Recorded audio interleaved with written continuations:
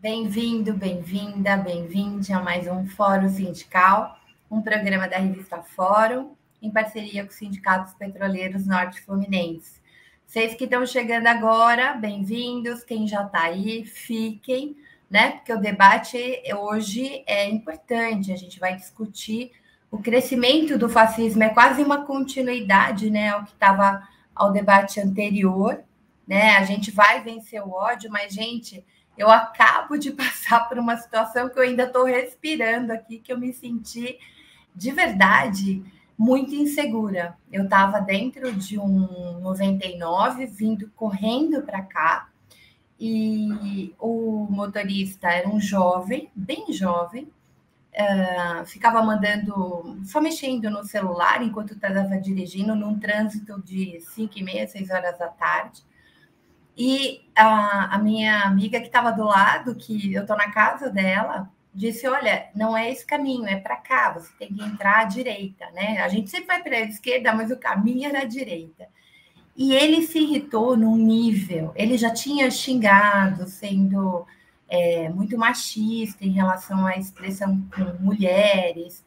Enfim, gente, eu achei de verdade que esse sujeito ia bater na gente, porque ele largou a gente no meio do caminho. Eu vim correndo para chegar no fórum sindical, assim, andei, sei lá, umas 5, 6 quarteirões a pé, com uma mochila pesada, cheia de computador e tal, porque o cara simplesmente achou que ele estava no direito de largar a gente lá, sendo que em nenhum momento nós levantamos o tom de voz, nem nada. Então, assim, como é que se dá essa explosão, né? Do nada, absolutamente de modo muito gratuito. Então, a gente ainda está com um caldo aí, com um terreno de machistas, homofóbicos, racistas, né? E esse combo todo ainda vai fazer muito mal, a gente precisa se articular. Eu sei que já chegou por aqui o meu companheiro de bancada, Marcelo Ayler. Olá! E aí, Tudo bem, meu querido? Tudo bem, você? Eu tô aqui assim, Não, tipo, história, me acalmando. Marcelo, de verdade, eu nunca senti este medo. Eu acho que ele só não bateu na Rosane, a Rosane que estava comigo. Ele só não bateu na Rosane porque ele saiu do carro, ele parou o carro num posto e falou assim: vocês que se virem, eu já tinha pago, porque eu passei, era em dinheiro, eu passei um Pix para ele para adiantar, porque eu estava na correria. E a Rosane ficou muito irritada com ele. Ele levantou, eu achei que ele ia bater. Aí tinha algumas pessoas e 2 rapazes no posto que vieram meio que já sentir a situação. E aí ele recuou. Dá uma atenção ali. Aí ele recuou. Então, assim... tem a nossa coordenadora, o nosso grupo de pesquisa, a Carla sempre fala para as meninas, seja a hora que for, compartilha a sua corrida com alguém. Sempre. Sempre. Assim. Isso é terrível. A gente está em 2021, né? E você vê, né? Um jovem, né? Era um jovem trabalhador, né? Era um jovem trabalhador, trabalhador branco. Assim, só para a gente não achar, não sair generalizando, gente, ontem a minha amiga esqueceu, só para vocês saberem, eu estou fora de casa porque a gente está fazendo planejamento, né? Então tem que acordar cedo, fico o dia inteiro e tal. Então, e é muito longe da onde eu estou, da minha casa, então eu acabei ficando na casa dela. Ontem ela esqueceu a carteira no carro. A pessoa não tem, os motoristas de aplicativo não têm o nosso telefone direto. Na carteira, ele viu o quê? Um cartão de manicure. Ele ligou para a manicure para saber de quem... E ele deduziu que era a última corrida, porque ele chegou na casa dele e achou a carteira. Então, só para a gente... E olha só, hoje era um menino jovem branco. Ontem era um adulto de meia-idade negro retinto. Então, assim, atenção, né, para os estereótipos aí que se tem nesse país. E ele fez um esforço gigantesco para localizar a dona da carteira, que não era eu, porque eu não tinha perdido. Inclusive, quando ele chegou no meu telefone, Eu falei, não, mas acho que eu não perdi minha carteira. Fui checar, etc. Não tinha perdido. Eu falei, Rosane, você tá com a sua carteira? E aí a gente descobriu e ele veio trazer mais de 10 horas da noite. Então, você estava falando aí, Fro, eu lembrei da pesquisa da Rosana Pinheiro Machado, que acompanha, acho que por 10 anos, grupos de jovens lá numa escola do Sul, de 2013, acho que até 2018. E ela vai, então, mapeando essa transformação, né? Ela vai identificando que as meninas... Era uma escola pública, né? Foi uma pesquisa feita com os estudantes da escola pública. As meninas migraram para grupos ou ideias mais progressistas e os meninos foram sendo cooptados pelas ideias ultraliberais e armamentistas, neonazistas, etc. Essa pesquisa virou aquele livro dela, O Amanhã Será Maior. Eu vi a apresentação, uma palestra dela no SESC, que é maravilhosa e ajuda a gente entender até o tema de hoje, tem tudo a ver com o tema de hoje, o avanço desse discurso. Sim, eu tô vendo aqui alguns comentários no chat. Gente, era um carro de aplicativo, tá? Então, eu tenho provavelmente o contato. Eu fiz, inclusive, uma observação. Eu não quero que essa pessoa me odeie, eu só quero que ela se acalme. Porque, assim, não houve zero motivo, gente. Zero. Ele falava, ele tinha ódio das mulheres da CT. Não vou aqui reproduzir as coisas que ele falou com 2 mulheres no carro. Quando eu vi, eu olhei, eu falei assim, esse menino não é assim, calma. Ele falava, e eu em silêncio, só querendo chegar. E ele no celular. Então, assim... Atenção, quando vocês estiverem, de fato, compartilhe. Eu estava acompanhada com uma amiga, a gente parou, ainda bem que ele, pelo menos isso, ele parou, a gente estava na Radial Leste, ele parou num posto, então a gente não ficou tão descoberta ainda, mas ele se descontrolou num nível que daí você pensa emocionalmente como é que um sujeito, na hora do rush em São Paulo, pode ter esse descontrole, porque você diz para ele que a sua casa fica virando à direita e não à esquerda onde ele estava. É inacreditável. Leonel Arrade está por aí. Então, gente, eu não denunciei para a polícia. Vailde, muito obrigada pela solidariedade. Eu fiz uma reclamação via aplicativo. A gente já tem muitos relatos de mulheres sobre isso, né? A Laura Astrolábio, que está sempre aqui, ela já correu risco muito com um policial, inclusive, né, que era motorista do Uber, que a ameaçou. Então, mulherada, atenção, muito cuidado, se protejam, né? De alguma maneira, eu sei que a gente precisa pegar transporte, mas tenham algum tipo de cuidado, né? Porque fisicamente, se ele viesse para cima de mim, eu estava, assim, ia ser difícil. Então, é isso. Leonel, muito bem-vindo. Muitíssimo bem-vindo. Obrigada novamente por aceitar nosso convite. Semana passada, Leonel, foi um show de horror, né? Foi uma coisa atrás da outra. Eu tinha pedido para o Gui, não vou ficar dando palco para a Monark, para a Drilis, para essa turma, porque eu acho que parte do problema é eles terem tido muito palco. Mas eu queria pegar um vídeo de um jovem que a gente estava falando, eu não sei se você pegou, Leonel, eu narrando aqui a situação de violência que eu vivi um pouquinho antes de entrar no programa. Guilherme, você separou aquele jovem do Piauí? Eu quero retomar aquele vídeo. Dessa que tu tá usando aí. E essa tua camisa aí, brother? E aí, mano? O que é que tu fala sobre essa tua camisa aí? Só tem foto, pô. Colecionador da Segunda Guerra Mundial. Ah, Tu tá. tá defendendo uma apologia, tu sabe, né? Nada a ver não, mano. Tem sim. Tu tem um monte de item militar, então. Grande raça ariana, tu. Grande raça ariana. Faz isso. Faz isso aí. Faz isso aí. Ei, falou, ei, cara, meu Deus do céu. Não começa a gritar, é?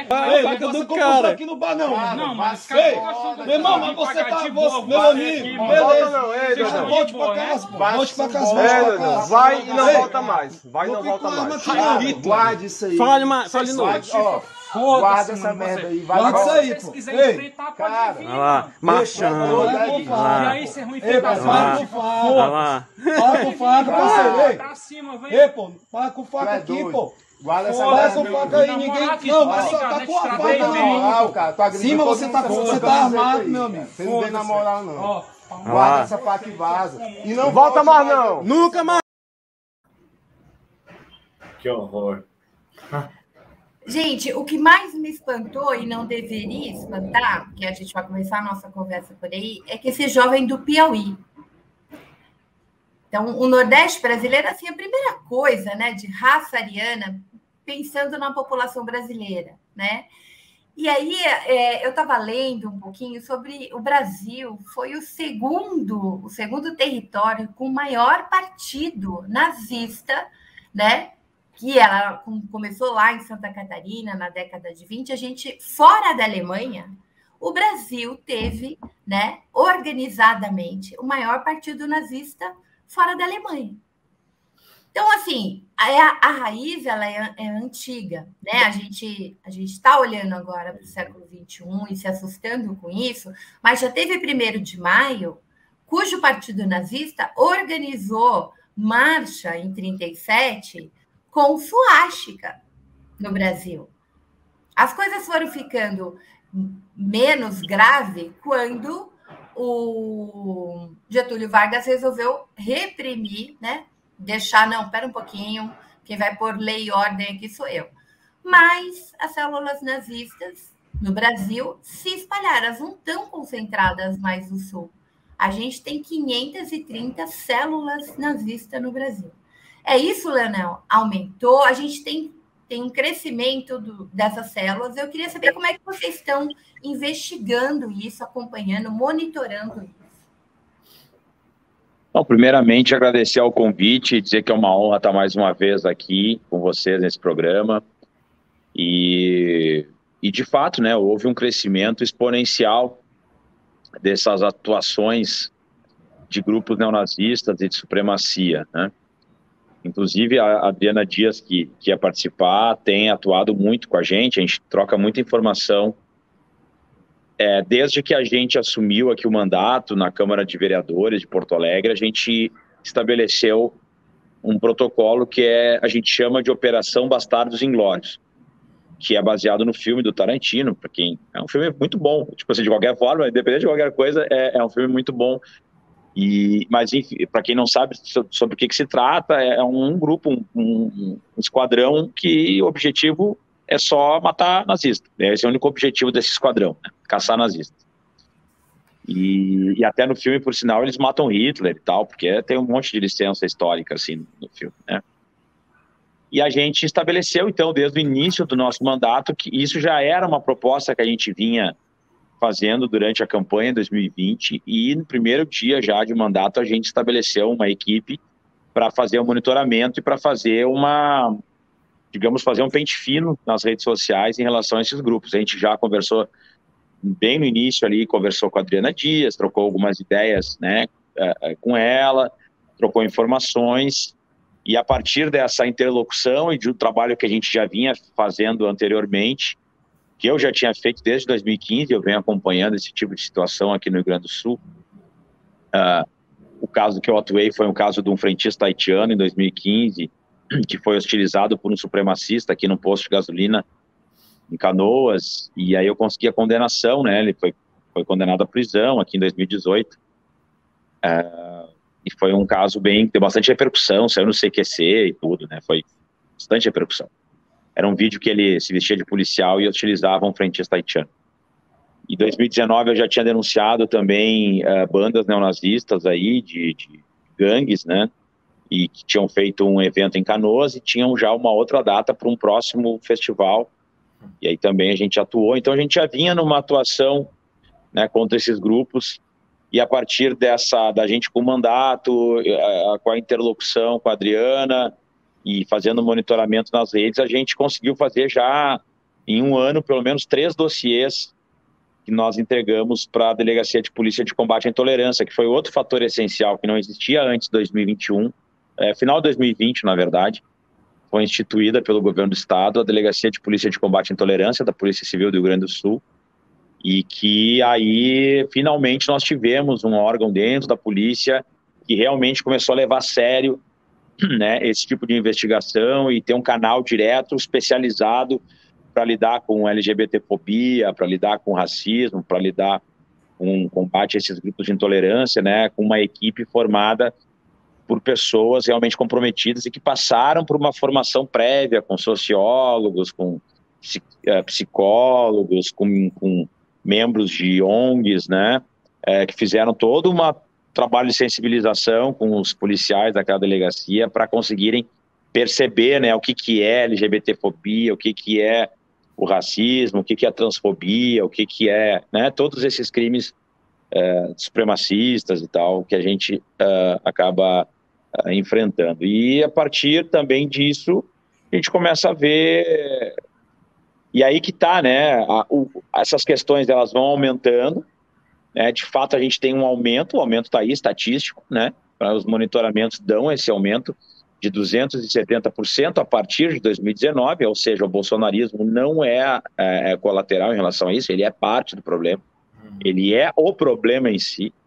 Então, para quem diz que não tem nada a ver, ou que, né, não, a gente tem que... E muitas vezes, né, os meios de comunicação acabam fazendo um debate não sério em relação a isso, né, não falam, não dão nome ao que tem que ser dado. Então, falam assim, aumentou 270%. Sim, mas por que aumentou desde 2019? É por acaso? Não é por acaso. E uma coisa que até me fiquei ressentido mesmo em relação a isso, vamos dizer assim, foi que o Fantástico fez aquelas matérias que deram repercussão e foram no nosso gabinete, pegaram nossas informações e foram incapazes, né, de reconhecer o trabalho que a gente tem feito. Pegaram tudo, né? Por exemplo, o caso do Israel, que utilizava capacete nazista, que ameaçava vereadoras e tal. Fomos nós que denunciamos aqui, que trouxemos informações, conseguimos, em relação ao Aristides, que havia atacado o Isupério, que depois atacou o Douglas, do Big Brother.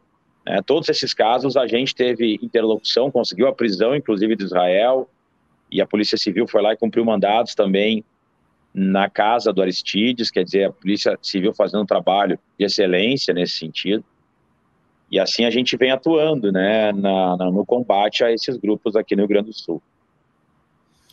Leonel, eu queria complementar aí, você colocou um dado muito importante, já te passo, tá, Marcelo? Não, tranquilo. Que Bolsonaro, ele não é só reflexo desse problema, ele é parte do problema. Eu queria ir antes, né? Um Bolsonaro ganhou a dimensão que ganhou, né? Tá aí na política há quase 40 anos, mas era o quê? Aquele baixo clero, sem nenhuma importância política, né? Fazia o seu trabalho lá, associado com milícias, etc. Como é que o sujeito vira o mito? Ele teve um espaço midiático, né? Primeiro, essa coisa engraçada, e mais, a naturalização da barbárie, porque Bolsonaro falava coisas absurdamente criminosas, muito antes de ser presidente. E era tratado na mídia como algo, né, muito atenuado, não como crime. Né? O Bolsonaro, para vítima, para familiares de vítimas da ditadura militar, o que ele dizia? Quem procura osso é cachorro. Né? Como é que ele se referia a negros? Como é que ele se referia à população LGBT? Como é que ele se referia a mulheres? E todo o nível, né? Como a ideia de bandido bom é bandido morto, o discurso do ódio e da violência sempre esteve na boca de Bolsonaro e foi tratado, né, de maneira naturalizada, gente. E hoje a gente naturalizou a barbárie. Naturalizou. E aí eu quero depois que a gente vá para a legislação, porque tem um projeto do Contarato. Mas antes eu vou dar uma paradinha. O CQC deu asa cobra deles, eu acho isso. CQC e boa parte da mídia. Porque teve Pop, teve Luciana Gimenez, teve muita gente desse também da televisão B que abriu espaço para isso. Eu queria a gente fazer aquele apelo, aquele chororô, né? Aquele, olha, gente, aqui, A gente traz um policial, vereador, antifascista, lindo de morrer, aqui, né, que embeleza a nossa tela, traz esse tema incrível. Vocês não podem simplesmente nos ignorar. Aqui, ó, na redação da Fórum, tem 10 jornalistas trabalhando. Não, ó, Leonel, você sempre embeleza a live. Então, a gente tem que também fazer um jogo com isso, né? Porque é uma tela mais bonita, né? É uma live mais bonita, de inteligência e física. Galera, a gente precisa manter a comunicação da Fórum. Então, a gente precisa do superchat. A gente precisa que você pegue esse linkzinho que você está vendo aí, jogue para sua rede, para dar relevância ao nosso programa, para mais pessoas acessarem, para o YouTube entender que aqui se fala e se discute um tema com profundidade e qualidade, não aquelas bobagens, né, que a gente vê no Flow. Então, assim, se a gente quer fazer frente ao fascismo que está lá, a gente tem que levar esse debate para uma maior quantidade de gente. Então, a primeira coisa a fazer é compartilhar nosso link aí nas suas redes, para sua família, no grupo do tiozão, etc. Tal. 2, torne-se membro, inscrito e depois membro. Pô, gente, R$7 por mês, é uma cervejinha. Não é nada. Torne-se membro. O canal da Fórum, quanto mais membro tem, maior relevância ele vai ganhando no YouTube. A gente está num ano crucial onde a comunicação independente precisa sobreviver. Sem o apoio da comunidade, a gente não tem como ir para frente. E aí tem uma coisa muito bacana. Olha, sábado a gente vai ter a Márcia Tiburi aqui, aquela que escreveu Como Conversar com o Fascista, né? Aquela que o MBL elegeu como inimiga, aquela que teve que sair do país de ameaça de morte pelos fascistas. Ela vai estar aqui conversando só com os membros da Fórum. Então, assim, você torna-se membro, você pode fazer parte dos webinars da Fórum. A gente vai fazer sempre com grandes temas, sempre com grandes estudiosos, né, e comunicadores, enfim, uma vez por mês na Fórum. Você tornou membro, você tem desconto nos cursos da Fórum Educação, enfim, você tem uma série de vantagens, além de ajudar a promover a mídia progressista. Então, ó, tornar-se membro e finalmente superchat. Faz tempo que eu não vejo um superchat aqui. Faz favor, né, de vocês cooperarem um pouco até o final do programa, algum superchat e novo membro. Marcelo. Olá, boa noite, Fron. Quanto tempo, saudades de você. E o Leonel caiu de novo, né? Não, acho que ele não caiu. Ele estava tentando acertar a câmera ali. Bom, boa noite, Leonel. Eu estava aqui escutando o Leonel falando do trabalho lá, aliás, que trabalho incrível, né? E alguém comentou aqui, sim, em São Paulo nós temos a DECRAD, que é a Delegacia de Combate de Crimes Raciais e Delitos de Intolerância, criada no primeiro mandato do Alckmin em 2001.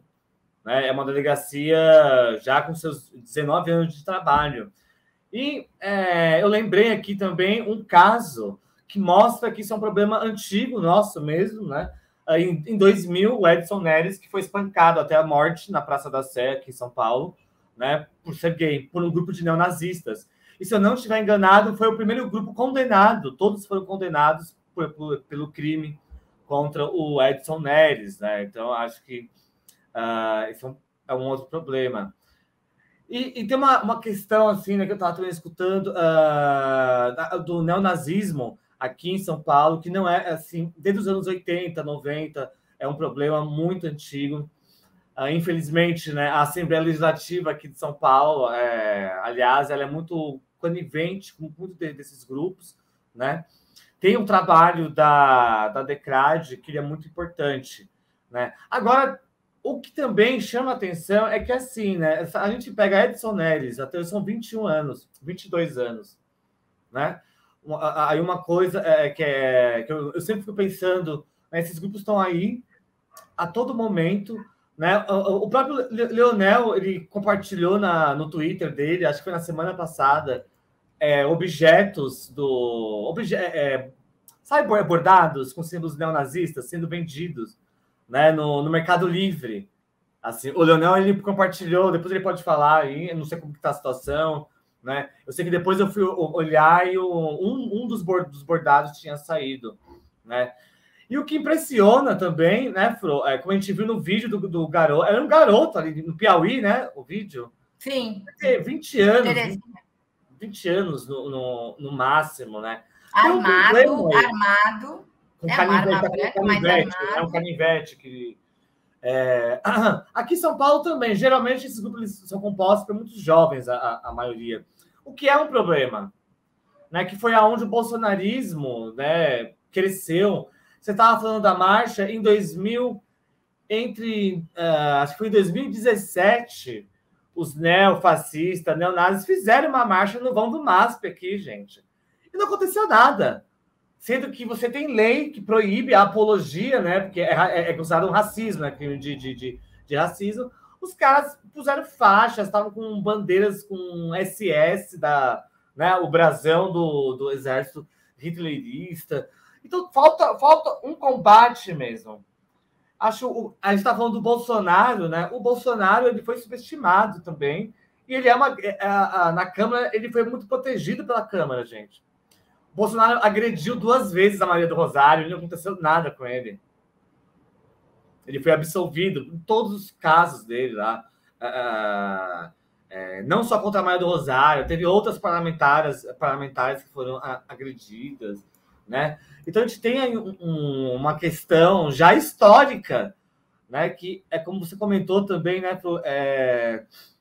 Que eu sempre me choco como que alguém no Brasil, que é uma ex-colônia, né, pode se declarar ariano, como aquele garoto do Piauí. Gente, seriam os primeiros a serem mortos, seria a gente. Vamos supor, né, uma ordem... Agora, atenção, Marcelo, atenção. Na década de 20, mesmo no Sul, essa coisa do antissemitismo e do arianismo, olha que engraçado, no Brasil tudo é made in Brasil. Era muito difícil, gente. Muito difícil. Como é que você vai falar de raça ariana num país como o Brasil? Então, isso, durante um tempo, ficou muito atenuado. Ficava muito mais aquela coisa da comunidade, do compatriota, né? Então, tinha umas características mais particulares no Brasil. O Léo voltou, deixa eu só... Ó, Leonel, quando a gente chora, olha o que acontece. Um novo membro... Então, muito bem-vindo à comunidade Fórum, Denis Dias. E a gente ganhou um superchat, de quem é? Da Andréa. Estou perdendo aqui. Andréa Marculino, muitíssimo obrigada. Ela fez um superchat pela qualidade, né? Pela importância da discussão. O Leonel voltou. Marcelo, você pode fazer sua pergunta. Não, detalhe. Voltei depois de botar o meu celular no freezer, porque eu tô aqui no estúdio, a gente estava gravando um podcast, e aí meu celular superaqueceu. Aí eu tive que botar ele dentro do freezer para voltar aqui.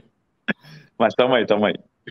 Não, Leonel, aqui em São Paulo, né, esses dossiês, né, a Decrade já fez vários dossiês aqui, inclusive dentro da polícia. Então, aqui em São Paulo já foram pegos vários policiais que eram membros, né, tanto policial civil quanto policial militar, que eram membros, né, de grupos neonazistas. Eu queria saber como que é essa cena aí no Sul, Leonel, que você faça um pouco a relação polícia e grupos neofascistas, neonazistas. Excelente a tua pergunta, né? Existe sim ligação entre policiais e grupos neonazistas, né? E eu sei disso por experiência própria. Aconteceu comigo. Então, o que acontece? Em 2019, quando a gente fez essa denúncia contra os grupos neonazistas que faziam festivais e tal, utilizando símbolos, suástica, bandeira, tudo, né? O pacote completo, né, do neonazista clássico, aquele de gangue, eles tinham, né? Bom, aquilo deu uma repercussão, virou mídia e de repente, do nada, começo a receber mensagens de um dos investigados ali que eu tinha denunciado. Ele consegue meu WhatsApp e começa a mandar mensagem. E aí, entre as mensagens que ele coloca, tá lá meu endereço pessoal, né, esse tipo de detalhe. E também, né, eu faço uma fala num grupo da polícia em que, de repente, chega um dossiê todo escrito errado, que foi feito pelos próprios neonazistas, chega nesse grupo da polícia, o policial coloca lá, ou seja, tinha acesso a esse membro aí do grupo neonazista. Eu respondo num grupo no áudio, dizendo isso aí, isso é uma vergonha, isso aí, quem fez esse dossiê é um neonazista, assim, assado. E esse áudio é enviado pelo próprio neonazista para mim. Ou seja, os membros daquele grupo, alguns membros daquele grupo, tinham ligação com esse neonazista. Detalhe, na época não existia ainda a Delegacia de Polícia de Combate à Intolerância, e a delegacia que investigava esse caso, membros desse grupo faziam parte dessa delegacia que investigava esse caso. E era uma delegacia que até então tinha o delegado que era o cara que combatia o nazismo no Rio Grande do Sul, né? Então, isso é muito evidente, assim, a vinculação. Por que acontece? Mesmo aqueles policiais que não são membros, né, ou simpáticos ao neonazismo, eles têm uma tolerância, né, os policiais de extrema-direita, né, ou que são bolsonaristas, têm uma tolerância porque existe um ponto de contato, né, entre o bolsonarismo e o neonazismo. Então, como tem inimigos em comum, que são a esquerda, os LGBTs, as mulheres, enfim, né, eles têm vários pontos de contato, eles vão tolerando e vão trabalhando juntos. Daí fora os que são mesmo, tem alguns policiais que de fato participam de clubes de motociclistas e aqueles tipo, né, Easy Rider, assim, então essas coisas acontecem, assim, aqui eu já fui vítima disso, né, desse tipo de vinculação e que existe de fato, né. Felizmente é como eu falo, nós temos hoje um órgão que trabalha especificamente com isso, porque antes era bem difícil de tu conseguir fazer avançar qualquer tipo de investigação nesse sentido. Leonel, mas as células são espalhadas em todo o território nacional. Tem alguma... deveria haver na Polícia Federal, enfim, algo que você conseguisse, para além da academia, né, como segurança, inclusive do próprio Estado, saber onde que estão esses grupos. Tem esse movimento, porque no Rio Grande do Sul tem, São Paulo está começando a ter. Existe um lugar onde é possível monitorar isso nacionalmente? Sim, existem.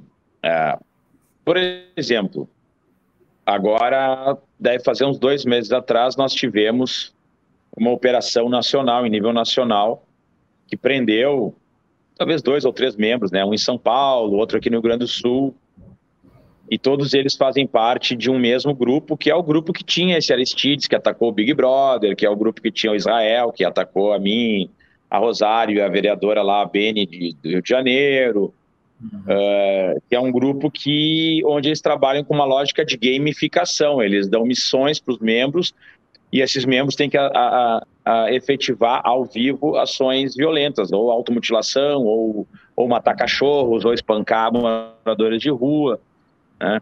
E todos vinculados a essa lógica neonazista. Houve um alerta do FBI naquele período, que enviou aqui para o Brasil, porque eles fazem monitoramento de Deep Web, etc., e daí tinham termos que eles estavam pesquisando, que eram ataques a escolas e creches. E aí foram cumpridos os mandados, porque se tinha noção dessa rede, né, como essa rede estava interligada. Então, sim, existe uma forma de monitoramento.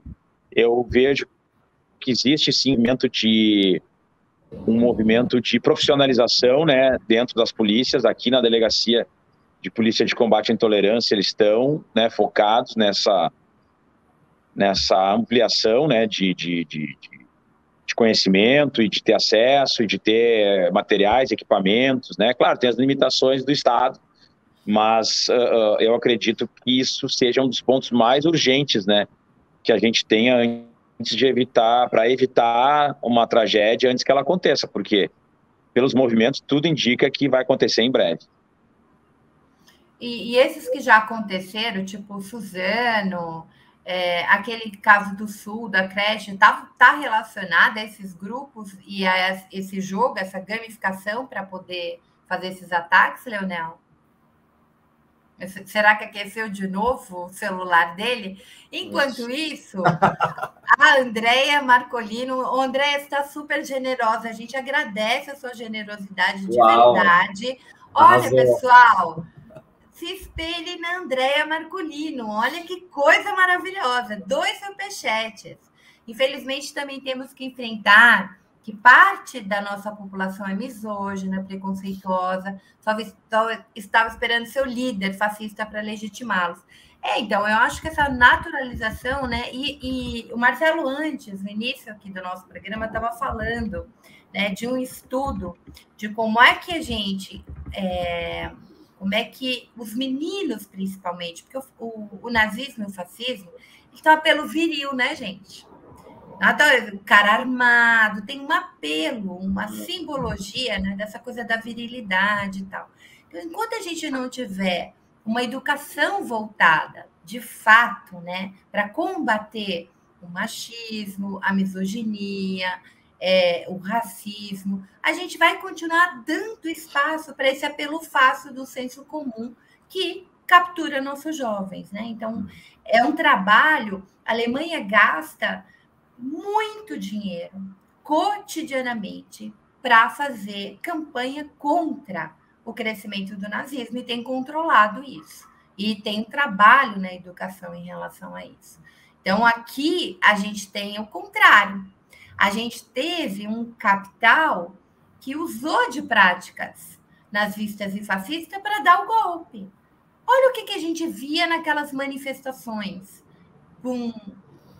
Ali tinha muito da simbologia. Não precisa ter só a suástica, né? A forma, né?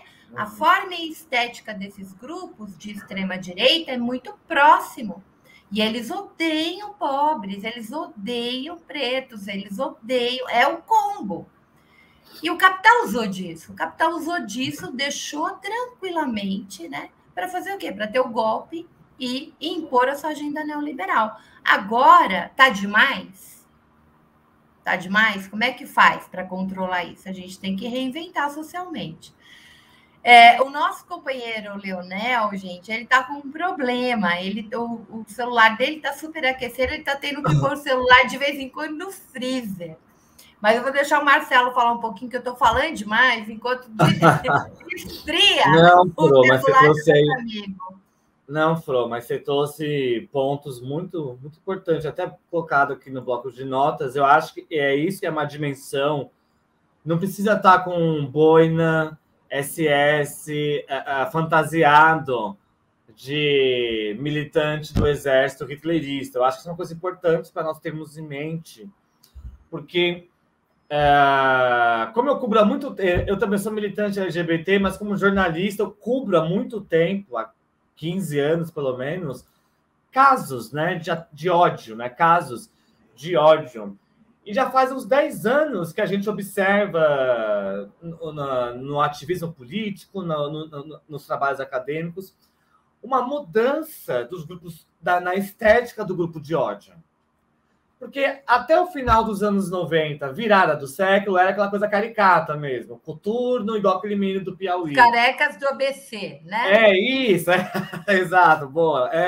Os carecas do ABC, né? Que era aí Porém, hoje, você tem uma molecada entre 15 e 20 anos que comunga dos ideais fascistas, nazistas, mas se veste super cool. Sim. Você bate o olho na rua, você não imagina que é um fascistinha que vai enfiar a mão na tua cara. Porque onde já se viu 2 homens andarem de mãos dadas na rua, né? E isso é muito perigoso, né? Aí, eu lembrei de uma coisa também. E tem o lance da masculinidade.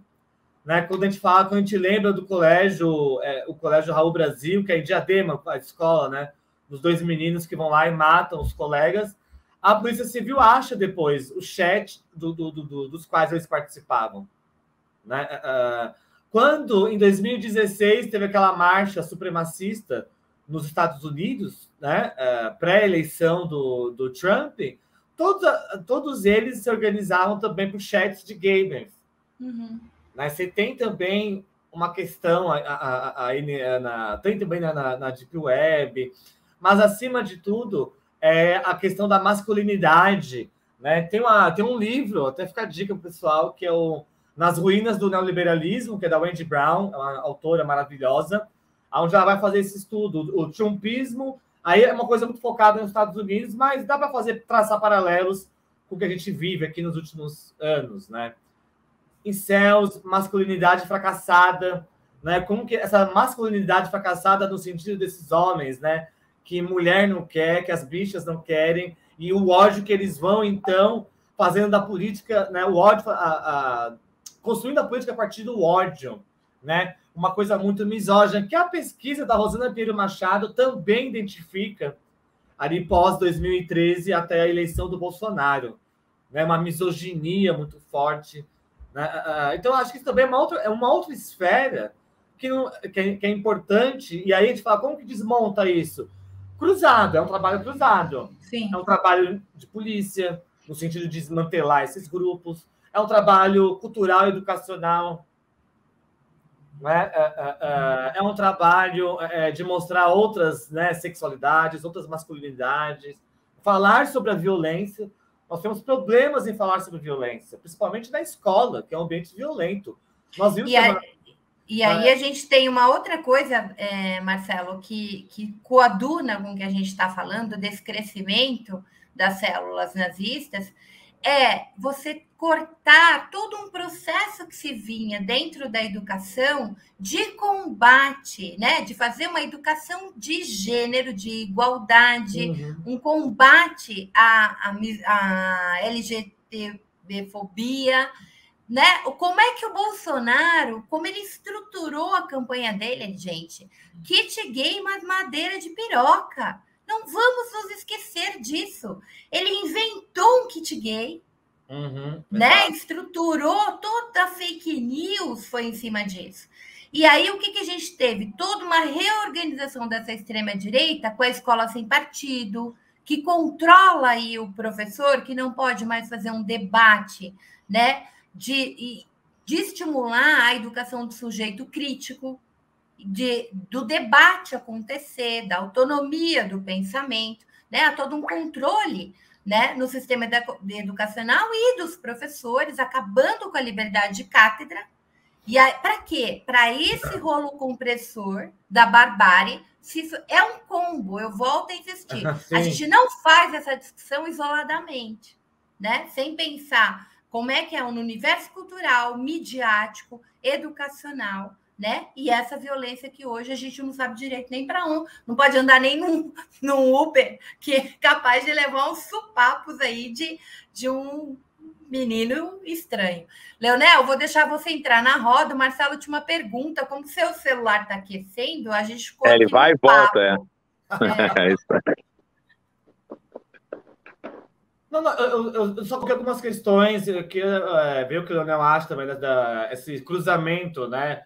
Masculinidade. Ele estava comentando também de grupos que não se fantasiam de nazistas, né? Mas que são profundamente fascistas e que saem à noite em busca de matar pessoas, né? Então, e a questão da masculinidade, quer ver o que eu quero saber do Leonel, o que você acha disso, como que você vê esse debate, né? Perfeita análise, sabe? Porque para mim hoje a gente tem dois grandes tipos de atuação desses grupos supremacistas e tal, né?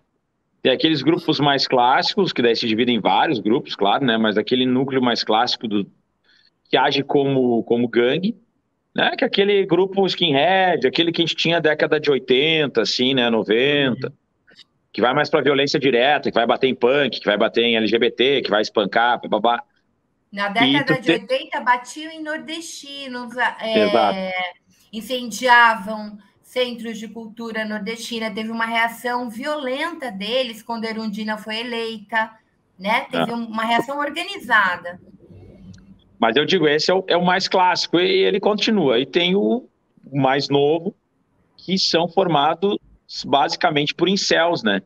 Isso. Por esses jovens brancos, classe média, entre 17 a 25 anos, que tiveram dificuldades de relacionamento, que vem numa lógica machista, que vem com ódio às mulheres, ódio aos homossexuais. Muitas aí talvez tenham até algum tipo de sentimento reprimido, né, de ter toda essa situação, de não lidar bem com sua sexualidade, e eles se juntam nesses grupos, né. Um dos vídeos, inclusive, que eu tive acesso desse grupo aí, que é o grande grupo que tem feito grandes mobilizações desses 4chan, né, do Deep Web.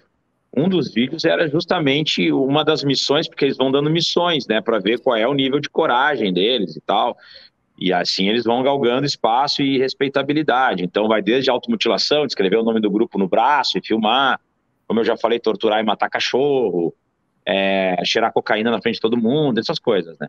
E eles passam muito material de pedofilia também dentro desses grupos, além do material nazista. Uma das missões era, um dos membros tinha que inserir no ânus um objeto de madeira que parecia um pênis, mas era um negócio brutal, assim, um negócio grande pra caramba, né? E eles ficavam ali, isso aí e tal, incentivando o cara a fazer aquela ação, né?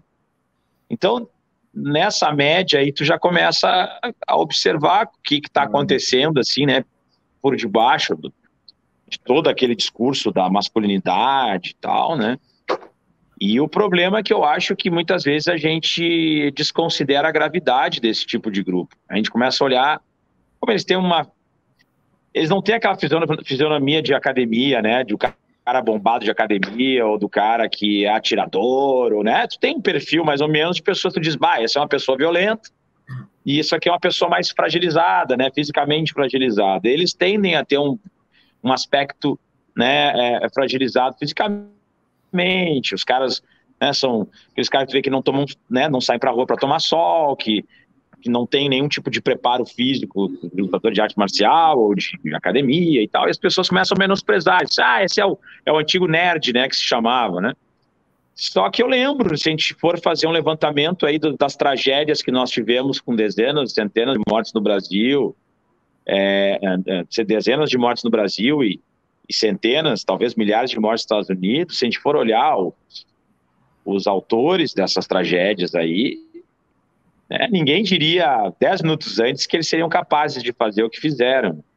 Então eu não menosprezo, sabe, o potencial lesivo e o risco que a gente está correndo nesse momento com esses jovens aí, com esse perfil, né, de ressentimento, de ódio, de se sentir, digamos, impotente, né? Essa impotência, assim, essa frustração é um caldeirão que entra tudo, né? Entra o neonazismo e entra todo tipo de violência e deturpação, né, que a gente possa imaginar, assim, né? É um sadismo sem limites que a gente observa, e isso se volta contra as mulheres, se volta contra, né, os LGBT, se volta contra a esquerda como um todo, ou todo aquele que... Porque daí sempre passa assim, né, ele não consegue namorar por causa das feministas que tem o sovaco peludo, ele não consegue se colocar nos espaços porque tem sempre um LGBT que está ditando regras para ele, daí ele não pode ser o homem masculino. Entrou na faculdade por causa dos negros. Das cotas, sempre né, esse sentimento que vai gerando esse caldeirão ali e que, olha, eu espero estar errado, mas porque são vários grupos de chã, né, desses canais que a gente teve acesso. Não é, esse tem um maior, mas tem outros. E em todos eles fazem os mesmos tipos de comentário, pensam as mesmas coisas, organizam os mesmos tipos de atos e não são as mesmas pessoas, ou seja, tem vários grupos pensando a mesma coisa de uma forma, né, dentro desse sadismo e basta um deles, né, não precisa de uma célula paramilitar, né, para a gente ter uma grande tragédia, basta um que resolva abrir um celular, gravar ao vivo, transmitir isso para se sentir pelo menos importante e relevante uma vez na vida, né? E é o que a gente já viu acontecer, e, enfim, eu acredito que os órgãos, né, estejam muito lenientes em relação a isso, e aí a gente fica nesse debate sobre liberdade de expressão, sobre pode ou não comercializar símbolos, entende? Algo que essa página a gente já deveria ter passado, né? A gente deveria estar combatendo já os que estão atuando no subterrâneo, né? Porque a gente não deveria estar discutindo isso nessa altura, porque essas coisas aí significa que a gente está muitos passos atrás antes de desarmar várias bombas, né? Então essa é a minha preocupação nesse momento. Leonel, e a legislação que a gente tem é uma legislação muito restritiva, né? Ela pune, por exemplo, algumas situações que claramente é um estímulo, uma apologia ao nazismo, pode ser entendido no campo da liberdade de expressão, porque ele não mostrou, não comercializou, não fabricou uma suástica. Existe um projeto do Contarato, parece que tem mais 2 projetos, enfim, de endurecer, enfim, de ampliar, de tornar mais ampla essa legislação de combate à apologia ao nazismo. Você já olhou? Você acha que vai nos ajudar? Porque da forma como você está colocando, mais de 270% do crescimento, né? Você tem gente que está sendo punido na Alemanha, está ameaçado na Alemanha e está vindo para cá, gente. Está tendo uma nova migração. E esse caso que estou trazendo, que é do Nerlin, né? Do Nikolai Nerlin, eu consegui identificar a pessoa que estava até então, né? Lá em Pomerode, dando guarida para ele, fazendo vídeos com ele. Eita! Poxa, super esquentou o celular. Na hora que ele vai explicar o caso, a gente vai esperar, gente, porque vale. Olha, gente, é sério isso. O Brasil, o crescimento está tão grande, mas as células estão tão organizadas que eles já estão dando guarita a nazista perseguido fora do Brasil, na Alemanha, por exemplo. O Leonel quando ele voltar, ele conta essa história, e eu acho que, infelizmente, hoje a gente vai ter que encerrar mais cedo. Porque tá difícil tocar essa live com toda hora superaquecendo. Conta, Leonel, a história do nazista que veio pedir guarita aqui. Bom, peguei um outro, vamos ver se agora esse tablet aqui que eu consegui em urgência aqui me salva agora. Não, na verdade, né, esse nazista, ele é neonazista, ele está condenado na Alemanha, né? E acho que está cortando o som, né? Não, tá. Tá ótimo, a gente está te ouvindo. Maravilha. Tá meio estourado a luz aqui, mas faz parte. Ele veio da Alemanha, né? Ele teve condenações na Alemanha e veio para o Brasil. Ele entrou pelo Rio de Janeiro, para variar, né? Onde está o Bolsonaro, as milícias e tal, e veio caindo para o sul. Aí ele veio parar em Pomerode, em Santa Catarina, e aí ele fez alguns vídeos lá, né? Um desses vídeos ele... Nossa, agora tem que desligar isso aqui de trás. Ele fez um vídeo apagando, desligando. Ele pegava um solvente e ia tirando, né, as pichações que tinham do Fuck Nazis, né? Que é famosa, tem camiseta e tal. E aí era ele e esse outro indivíduo apagando essas pichações lá em Pomerode.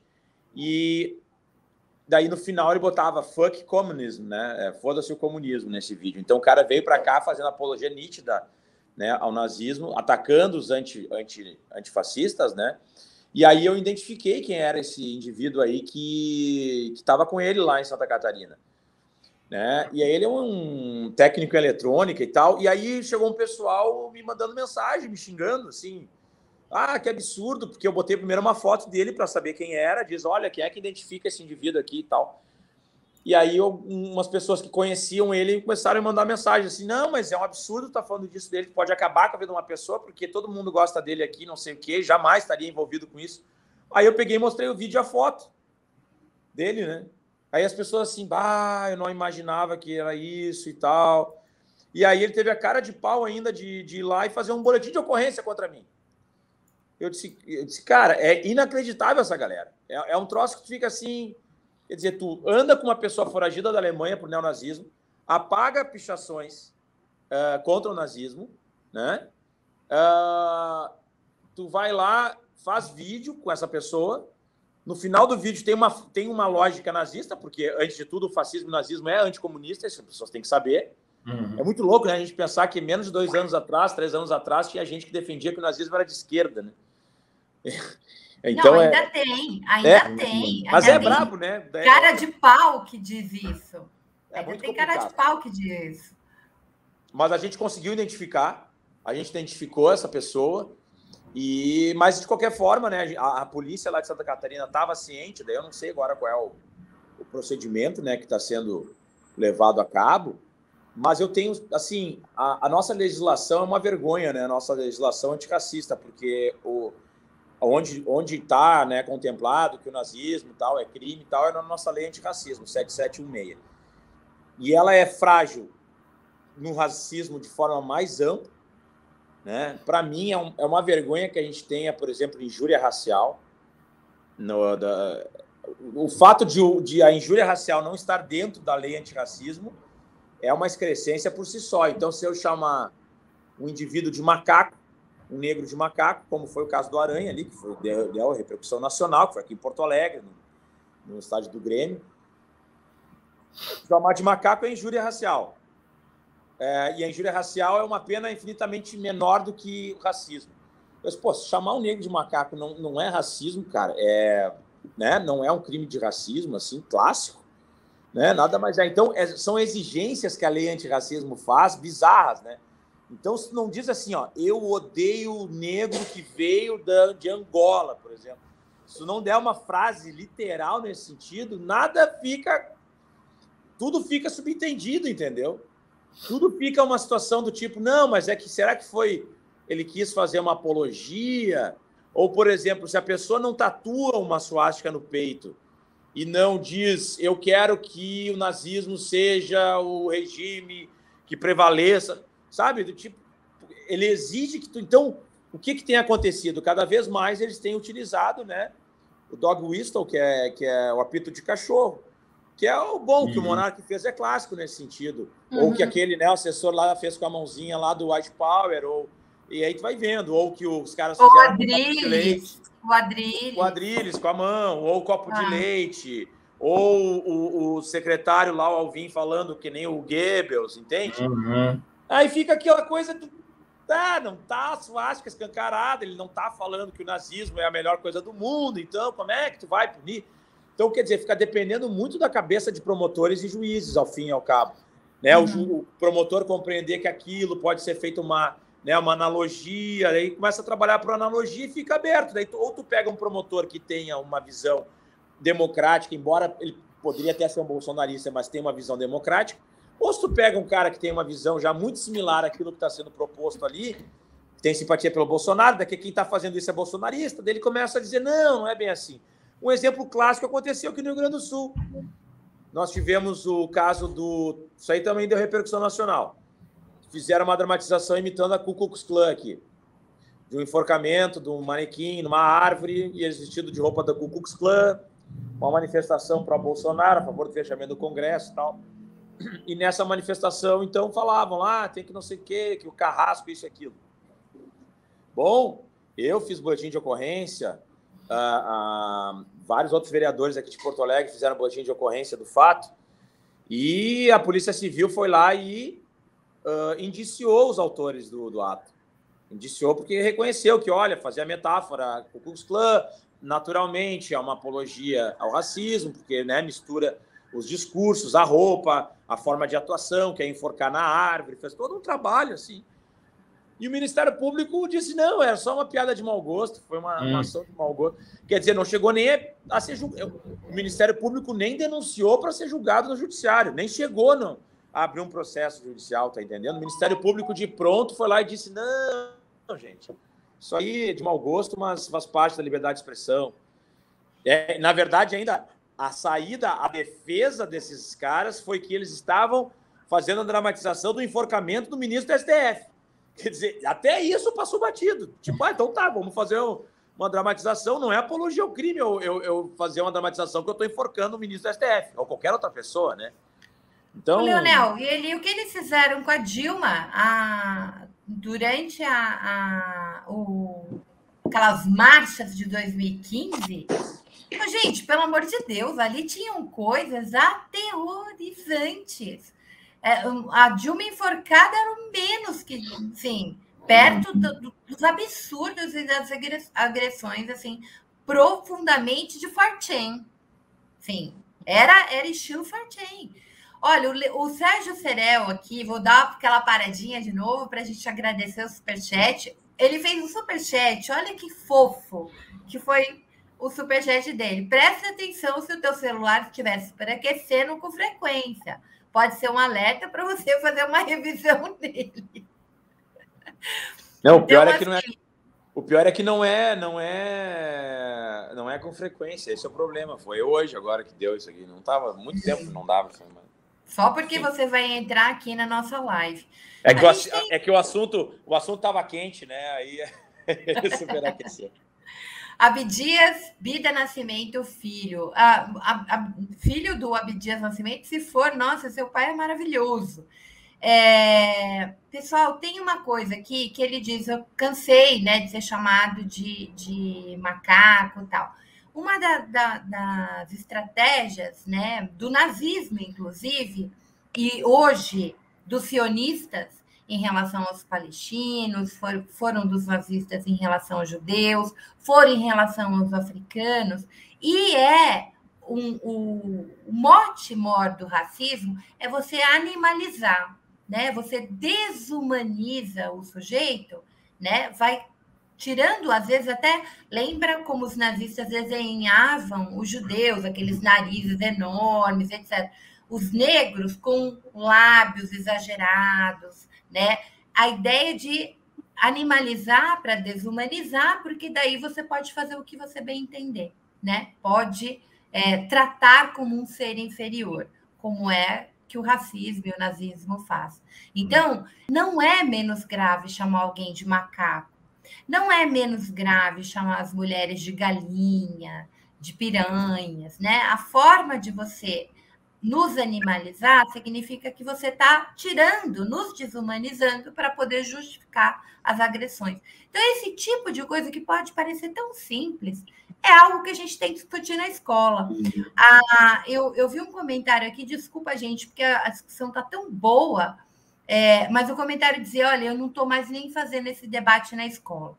Aí a minha pergunta é, se o professor, que para além de alguém que vai ensinar português, matemática, história, geografia, ele não forma um cidadão, ele não vai discutir o que é viver na coletividade, né, que a gente precisa respeitar leis, direitos, etc., o que a gente vai tirar lá no final, né, quando a pessoa passar pelo processo de educação formal? Sujeitos, né, que não podem conviver em sociedade. Quer dizer, a escola é, sim, o lugar de fazer esse debate. Marta, você está dizendo que seu cartão foi bloqueado para ajudar os canais progressistas? Seus problemas acabaram. Você pode fazer um Pix, olha lá, pix@revistafora.com.br. Qualquer quantia já está ajudando a gente, tá bom? Então, não se preocupe com o cartão de crédito, faz o Pix que a gente fica bem feliz. Ok? Marcelo, bola para você. Tá. Não, eu quero pegar o gancho que você deixou das escolas, porque nós vamos passar por um momento que os Estados Unidos estão 2 anos na nossa frente, que é derrotar o Trump, mas não o trumpismo. Né? A coisa está muito feia lá. Por exemplo, nesse momento, os grupos de extrema-direita eles estão organizados nos distritos escolares e fazendo campanha contra alguns livros específicos. Né? Nesse momento, eles estão proibindo a leitura do livro Maus, que eu até separei para trazer, para indicar para a galera, que é uma graphic novel, né? Um quadrinhos maravilhoso, o único que venceu, que fala sobre o Holocausto, né? As memórias do pai do autor. E o livro Amado, da Toni Morrison, que trata da escravidão nos Estados Unidos, né? E eles estão ganhando essa disputa lá. Esses livros estão sendo banidos em vários distritos escolares dos Estados Unidos, né? Porque tem uma coisa que eu acho que é importante, que aí entra a educação, entra o trabalho, o papel dos políticos, né? O pacto, né? Aí é uma coisa que eu acho, pelo menos, mas o pacto social que a gente conhece ali pós-Segunda Guerra, ele ruiu. Né? Eu acho que aquela ideia da humanidade que foi levantada pós-45, que é o que nos norteou até um tempo, até os anos 90, pelo menos, esse pacto ele morreu. E nós não estamos discutindo um novo pacto social, seja aqui na América Latina. Talvez o Chile agora esteja fazendo isso, né? Eu acho que o Chile é o país que está fazendo profundamente esse debate, né? Com a Constituinte e com a eleição do Boric, né? Mas eu acho que nós não. Aqui a gente subestima e estamos mergulhando em violência, porque daí eu concordo com o Leonel. Eu acho que esse ano, que é a eleição, a coisa vai ficar muito feia ainda aqui. Ainda mais na iminência da derrota, vamos supor que continue, esperamos que sim, no caso, né? Então, acho que tem toda essa problemática. Para vocês terem uma ideia, faz 12, 14 anos que acontecia, após a pandemia não tem mais, mas o Seminário Nacional sobre Diversidade Sexual no Senado, todo ano acontecia. Né? O Bolsonaro, gente, ele ia lá fazer show em frente ao seminário. Entendeu? Xingar as pessoas, atacar. Isso há muito tempo. Entendeu? É que agora essas pessoas ganharam poder. Então, eu acho que é um trabalho muito complexo e que acho que, assim, a parte no direito ela é subestimada, na política ela é subestimada. Os professores que se predispõem a abordar isso na sala de aula, eles estão sozinhos, sim. Eles não têm guarida e tem ainda o Escola Sem Partido no pescoço deles. Né? E esse debate não está sendo travado agora, nesse momento, por exemplo, em torno da candidatura Lula. E você tem gente que diz que não deve fazer esse debate, né? Gente graúda do partido, né? Que vai às redes dizer que esse debate não tem que ser feito. Vai se fazer quando, né? Quando a tragédia, quando a barbárie se repetir, porque a barbárie já aconteceu no Raul Brasil, gente. Realengo, alguém lembrou aí, 2000, com a Edson Nery sendo espancado até a morte. A gente faz uma lista aqui. Gente, a gente acabou de ter o Moze aí, o haitiano, morto por ir cobrar o seu direito, né, dos dias trabalhados. Então, sim, as coisas completamente naturalizadas. Guilherme, tem um ataque aqui no chat, mas assim, o Abdias, Bida, eu queria te entrevistar, Bida. Você tem, assim, além do seu pai, toda a sua vivência. Escreve para mim, por favor, mandando seu contato. Blog mariafro@gmail.com. A gente está com o Bida, o filho do Abdias Nascimento, assistindo a gente. Dele? É o Bida, Caramba, é o Bida. O Bida está cheio de histórias aqui no chat. Pode escrever para mim, Bida, que nós vamos conversar sobre outra coisa incrível. A gente tem uma intelectualidade que pensa o Brasil e pensa o combate ao racismo, né? E a gente não... Angela Davis é maravilhosa, mas a gente tem Lélia Gonzalez. A própria Angela Davis diz isso para nós. Clóvis Moura. Né? Clóvis Moura, a gente virou, mexeu, temos Denis Oliveira aqui, a gente tem tanta gente produzindo coisas incríveis, e eu queria ir nessa linha, Leonel, como é que a gente sai deste campo de concentração da barbárie, né? Porque, assim, é um campo de concentração da mente, são várias ações, me parece, pelo nosso papo, né? Ele do monitoramento para impedir as tragédias, também, claro, de prender quando a célula já está partindo para o crime, ele é da educação, ele é do campo da psicologia. A gente está vivendo uma doença social. Como é que... Porque você, por exemplo, dialoga muito com a Adriana. Como é que esses grupos multidisciplinares estão pensando, né, o crescimento do nazismo, especialmente com os mais jovens? Porque, gente, a quantidade de adolescentes que se automutilam não pode estar dissociado do que você está me dizendo. Sabe, esse olhar da gamificação, ou seja, fazer um jogo da barbárie.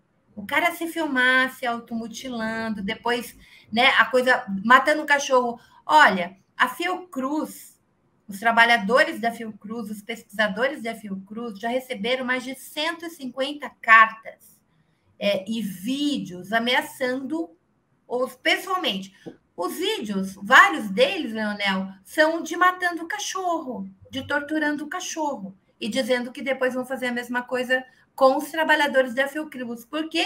Porque eles estão desenvolvendo vacinas, porque eles autorizaram vacinação para criança e assim por diante. Então, assim, para tudo quanto é olhar que a gente vê, socialmente, isso já tomou conta. Como é que a gente sai, então, desse campo de concentração da barbárie, né? Quais são as ações? O novo projeto que está no Senado de combate e criminalização da apologia ao nazismo, mas só isso? O que mais? Não, eu acredito que a gente tenha que ter um debate mais amplo, né? E um acompanhamento, inclusive, das famílias, né? Um cuidado maior e não ter tolerância, né, com esse discurso de liberdade de expressão. Uma coisa tem que ser dita.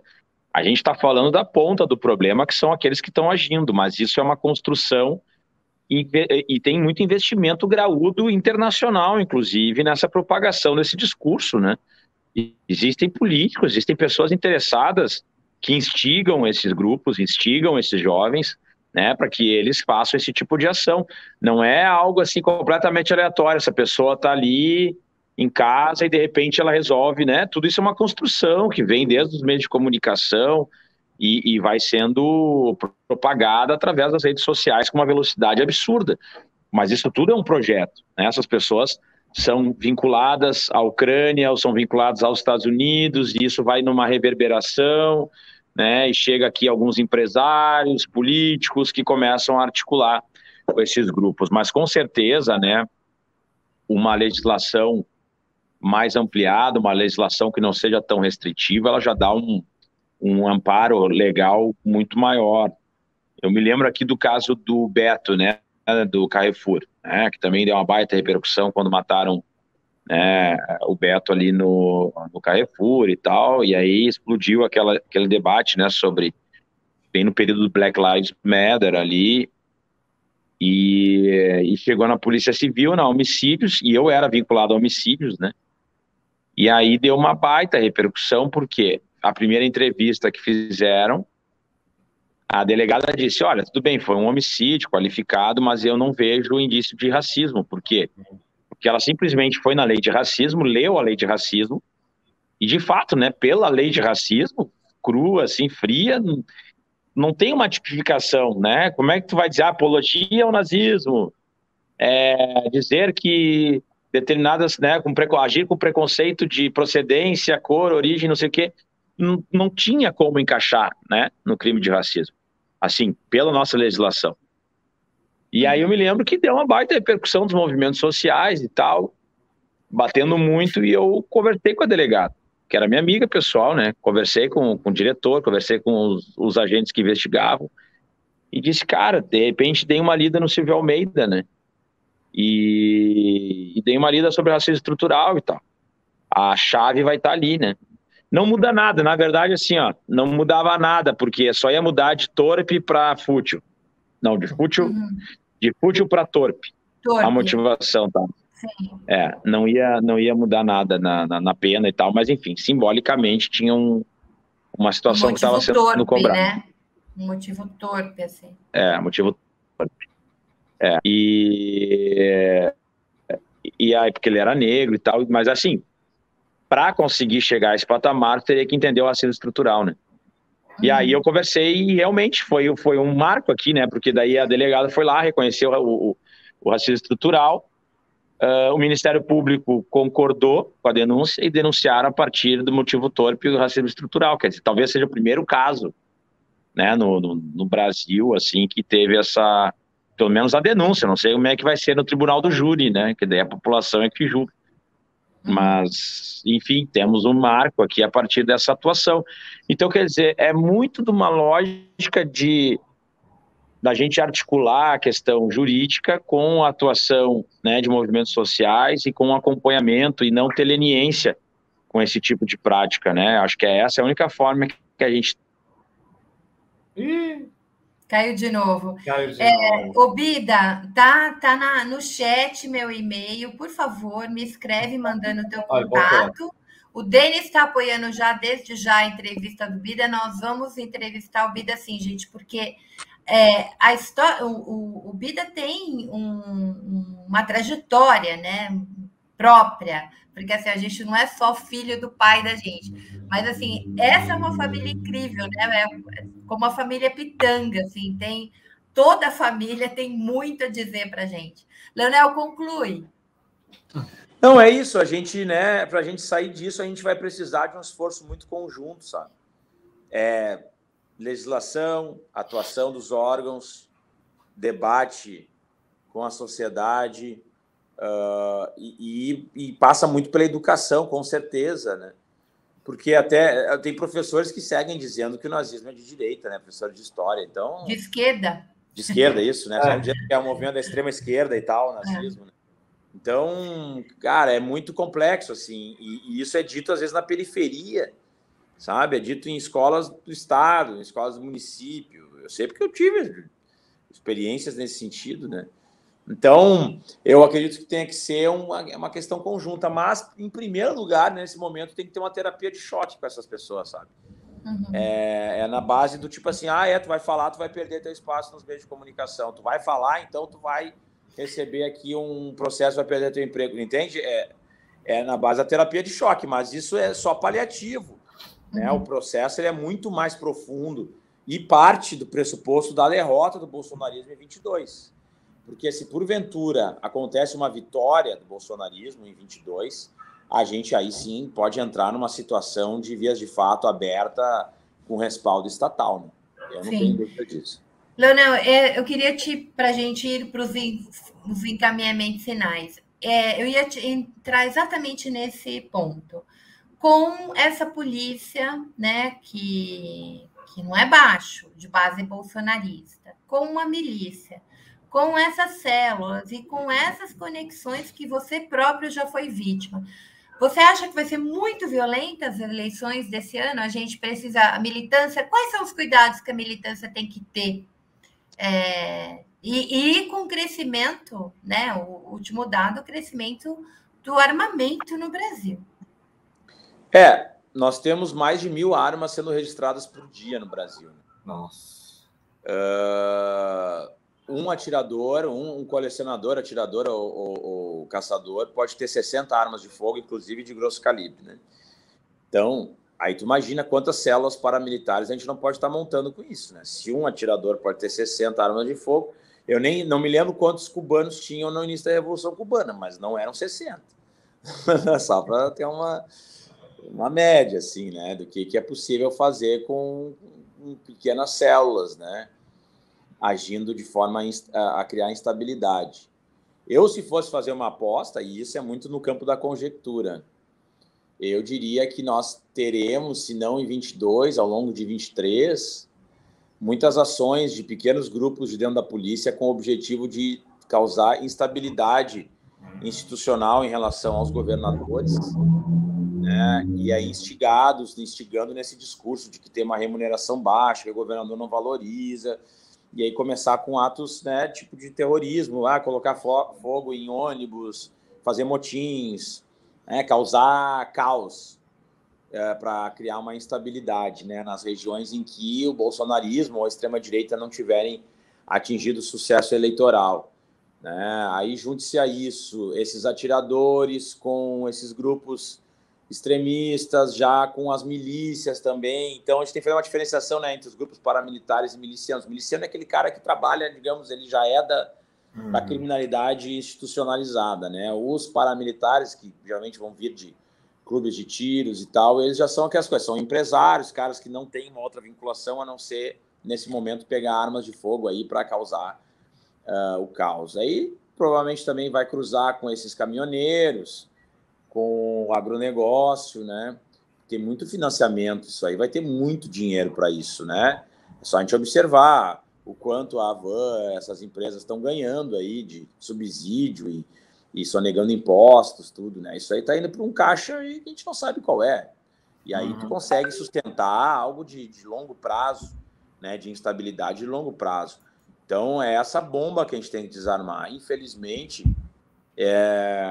eu acredito que a gente, nesse momento de desarmar essa bomba fascista, A gente não vai poder se dar o luxo de colocar, né, uma pauta pura, assim, uma chapa pura da esquerda, porque vai ser muito pior do que a gente enfrentou com a Dilma ali de 2013 em diante, né? Até porque essa crise econômica aí ela não vai passar em 2, 3 anos. Eu acho que a gente só vai ter uma melhora lá para 26. Né? Então, são 2 anos, é tempo, né, para meio de comunicação ficar, né, malhando e o judiciário agindo de forma parcial e toda aquela questão que a gente sabe, né, que aconteceu na Lava Jato, que ficou nítido, né, a parcialidade da Polícia Federal, do Ministério Público Federal e da Justiça Federal. Então, eu acho que é isso. A gente tem que estar muito mobilizado, tem que estar com uma rede de contatos muito forte, né, fortalecendo nossas redes de comunicação e utilizar as redes sociais para denúncias, tentar ter sempre contato com as pessoas que possam ter um pouco mais de reverberação, né, nas suas redes e compartilhar e seguir as pessoas, né?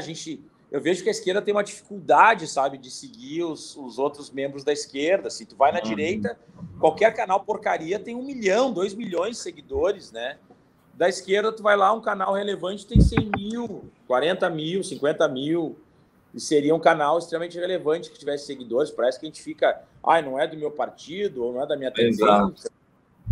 Aí a gente fica implodindo. E às vezes ainda tem canais de esquerda que preferem ficar atacando os membros dentro da própria esquerda, sabe? Para dizer, eu sou o youtuber do momento, eu quero vender meus livros. Não, é o que mais fazem, na verdade, né?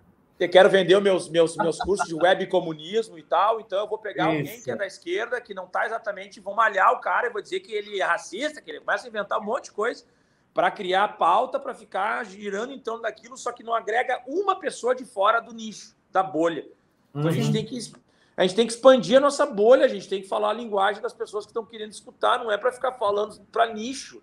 Para nicho a gente conversa dentro da academia, para nicho a gente conversa dentro dos nossos grupos, não é para a população, a gente não pode ficar falando do assunto de nicho.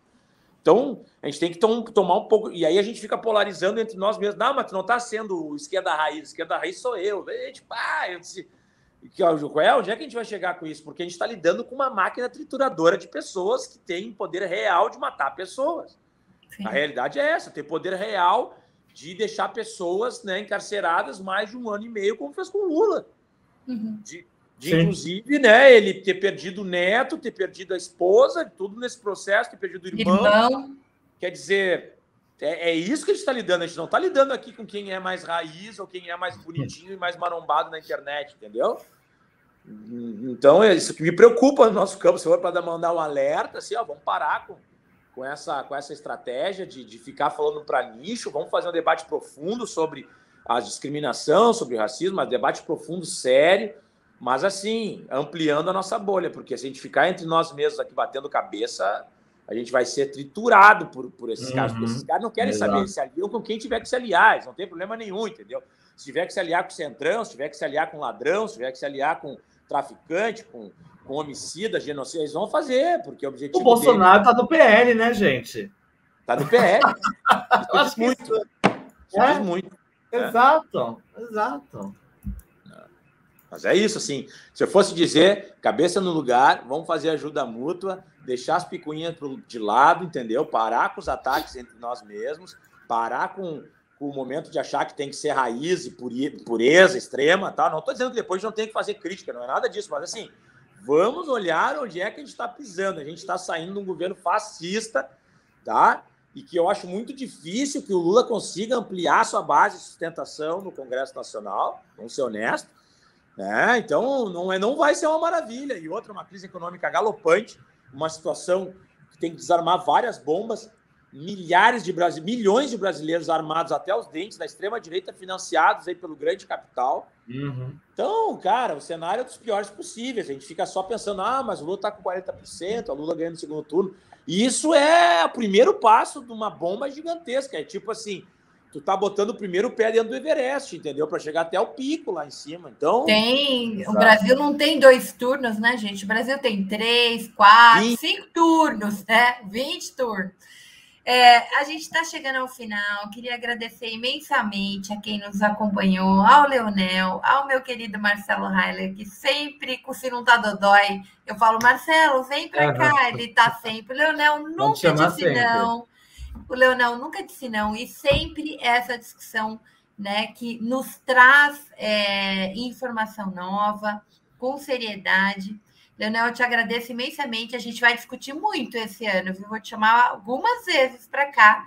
Porque... Aí eu vou cuidar do meu celular para ele não ter superaquecimento. Tá bom. E eu queria, de novo, chamar a atenção para vocês, membros da Fórum. Denis, você acabou de virar membro. Sábado tem um webinário voltado para os membros, das 10 ao meio-dia, com a Márcia Tiburi. Escreve aí para Fórum, pede o link do webinar, porque você acabou de se tornar membro. É voltado para os membros, tá bom, gente? Todo mês a gente vai fazer um webinar. A gente fez o primeiro com o Marcos Coimbra, que conversou com os nossos membros sobre como ler pesquisa eleitoral, como entender as pesquisas eleitorais. Foi muito legal. A gente ficou 2 horas tendo uma aula e viramos, assim, mestres em ler o que é pesquisa nos dias. Talvez a gente possa fazer um com o Leonel sobre segurança. Né? É importante a gente, nesse cenário aí, vamos conversar, Leonel. E agora, no sábado pela manhã, às vezes à noite, depende do tempo do nosso palestrante, ou no sábado ou à noite, tá, gente? Agora vai ser nesse sábado, às 19, das 10 ao meio-dia, e pode ser à noite, geralmente das 7 às 9, tá? E semana que vem, por falar em Marcos Coimbra, é quando a gente analisa como estão as pesquisas eleitorais ao longo do mês. O que mudou, o que não mudou, o que tem de novidade. Marcos Coimbra vai estar com a gente, o Altamiro vai estar com a gente e o Teseu Bezerra, dos Sindicatos Petroleiros, também vai estar com a gente. A gente vai fazer aí um debate também das nossas pautas, né, da classe trabalhadora. Tem uma grade aí muito bacana de debate que vocês só vão ver aqui no Fórum Sindical.